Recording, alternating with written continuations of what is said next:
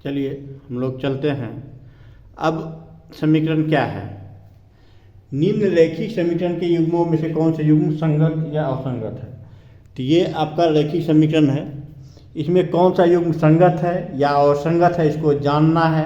संगत है तो ग्राफीय विधि से हल निकालिए, और संगत नहीं है तो ग्राफीय विधि से उसका हल नहीं निकालना है।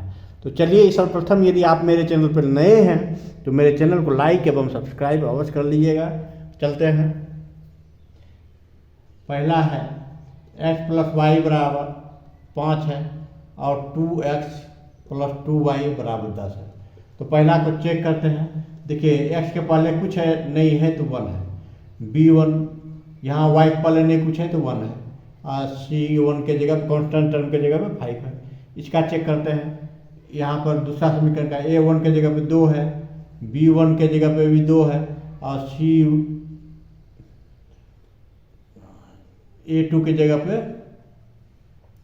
जगह पे आपका 10 है। अब a1/a2 निकालते हैं।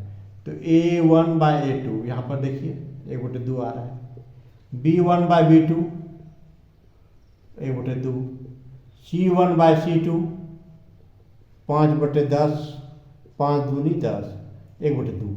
तो यानी a1/a2 आया इक्वल टू b1/b2 आया इक्वल टू c1/c2 आया। तो ये समीकरण हो गया संगत। ऐसा समीकरण आएगा, तीनों अगर बराबर होगा तो वो संगत होगा। अब इसका सॉल्यूशन निकालना है। तो सॉल्यूशन निकालने के लिए हम क्या करेंगे? x + y पहला समीकरण लेते हैं। x + y = 5 है, तो x बराबर हो जाएगा 5 - 1 y। अब इसका ग्राफ खींचेंगे। इसका ग्राफ खींचने के लिए हम क्या करेंगे? x = 5 - y लिख दिए। तो समीकरण का अगर 2 से 3 मान अगर हम ले लेते हैं, कम से कम 2 मान लेना आवश्यक होता है।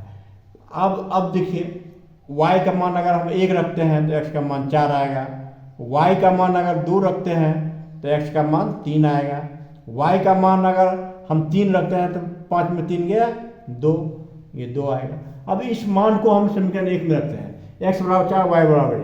तो x4 कहाँ पर आ रहा है मेरा? देखिए x4 यहाँ पर है, y1 ये आ रहा है। ये बिंदु जो होगा कितना आएगा मेरा? x4 और 1 पे।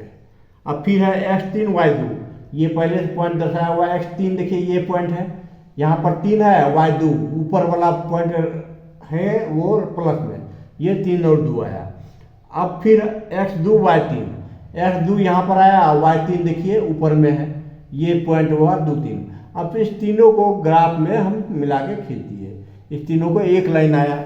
अब दूसरा भी ग्राफ बनाएंगे, दूसरा इक्वेशन का ग्राफ बनाएंगे। 2x + 2y = 10 आया, इसका ग्राफ निकालेंगे तो 2x = 10 - 2y, x = 10 - 2y/2।